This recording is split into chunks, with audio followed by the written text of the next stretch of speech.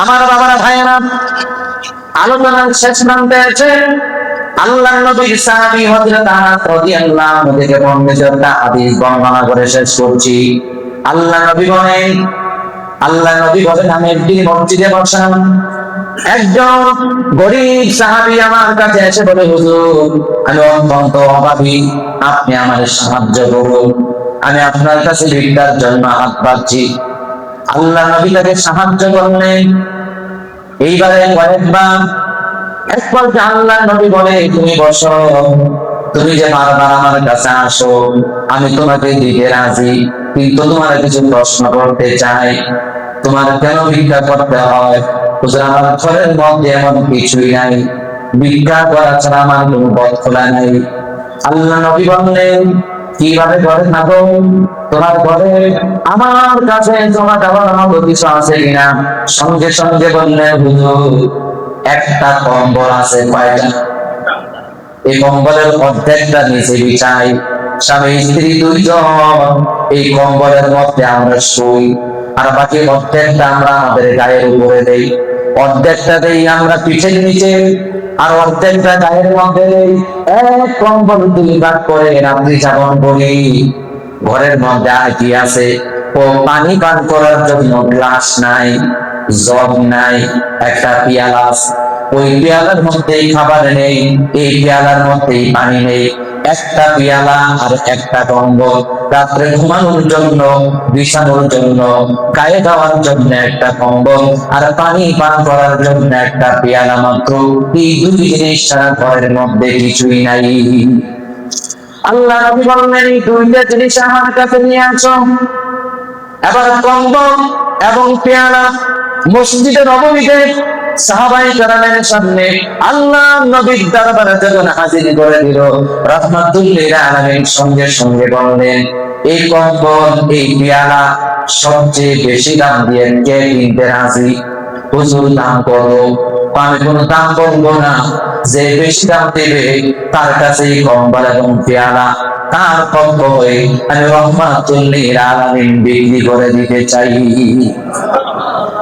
একজন দাঁড়িয়ে বললেন, হুজুর আমি রূপার 1 টাকা দিব।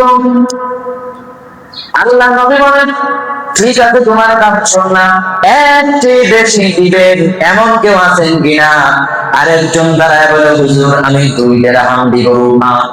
আল্লাহ নবী বলল, এই 2 দিরহামের বিনিময়ে আমি তার কম্বল এবং পেয়ালা বিক্রি করে দিলাম।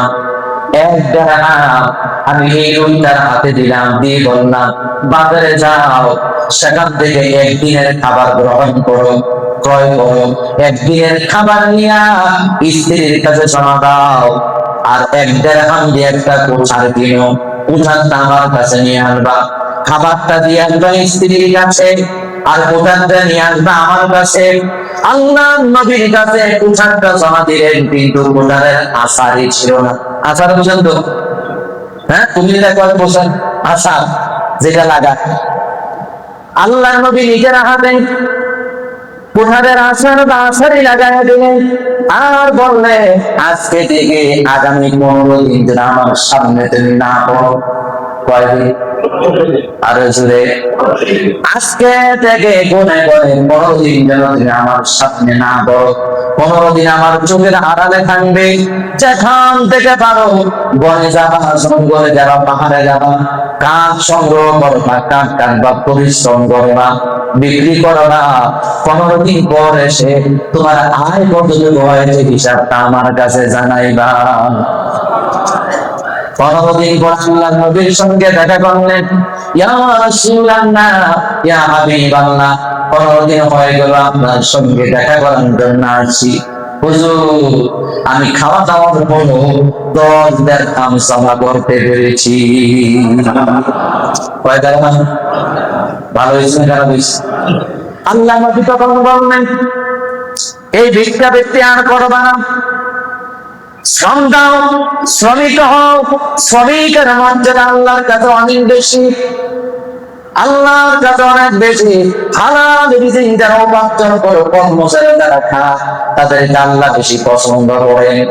আর যারা ভিক্ষা বিক্রি করে, গায়ে শক্তি থাকার পরও কাজ করে না, আসরের ময়দানে ভয়ঙ্কর আকৃতিতে হাজির হবে, তাদের চেহারার মধ্যে কোনো বস্তু থাকবে না। আমার বাবার ভাইরা ও আমার যুবক ভাইরা, সময়টা কাজে লাগাও, লেখাপড়া কাজে লাগাও, বেকার কাজে লাগাও, সময়কে গুরুত্ব দাও, মা বাবার কষ্টটা ভাগ করে নাও, পরিবারের জন্য বোঝা না হয়ে, সমাজের জন্য অভিশাপ না হয়ে, দেশের জন্য অভিশাপ না হয়ে, দেশের কল্যাণে, নিজের কল্যাণে, পরিবারের কল্যাণে নিজে যতটুকু জানো দিন খাটায়া, সময়টা কাজে লাগায়া ভূমিকা পালন করো।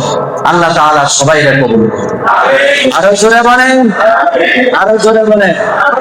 কাজ করে যে সমস্ত ছেলেগুলো মোবাইল নিয়ে বসে থাকে, ওই এলাকাতে কাজ নাই, ও এলাকার সন্তান মাতাব্বর বাবারা ভাইয়েরা যারা আছেন তাদেরকে বুঝাইয়া বলেন, কর্মে যাও, কর্মে কোনো বাচ্চা ছোট কাজ দিয়ে শুরু করো, ছোট কাজ দিয়ে শুরু করো।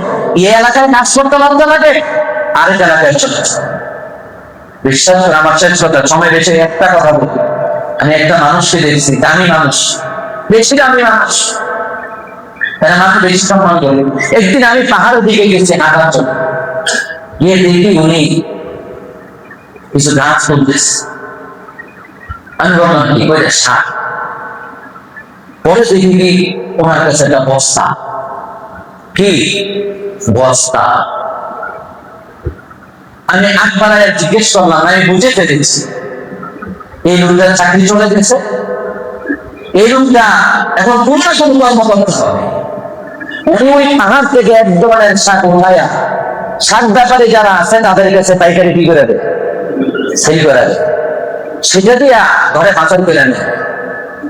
আমি এক মৌলবী সাহেবকে দেখেছি করোনার ভিতরে মানুষ ভয়ে আতঙ্কে বের হয় না, জীবনের ঝুঁকি নিয়ে প্রতিপদ চলতে পারবে না, লেবু বিক্রি করে অনেক বেশি ব্যবসা করেছে এবং নিজের পরিবার চালিয়েছে। কর্ম করেন, এলাকায় ব্যবসা লাগে, আরেক এলাকায় যান। ওই মৌলবী এই এলাকা, এই অলঙ্কার এলাকায় থাকে, ব্যবসা করছে কোথায় জানেন?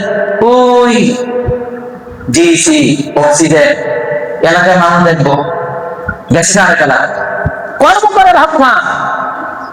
আল্লাহ সবাই আরো জোরে বলেন, আরো জোরে বলেন।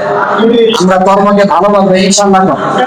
যারা কর্ম করে তাদেরকে আমরা সহযোগিতা করবো, আর আমরা যারা বেকার আছি যদি আমাদের জানা থাকে একটা চাকরি দিয়া দিব, আমার বেকার ভাইদেরকে চাকরি দিয়া দিব, একটা কর্ম দিয়া দিব, একটা ব্যবসা করাইয়া দিব। আমরা এই ভবিষ্যৎ নিয়ে সমাজে থাকতে চাই না ইনশাআল্লাহ। আল্লাহ তাআলা সব আলহামদুলিল্লাহ।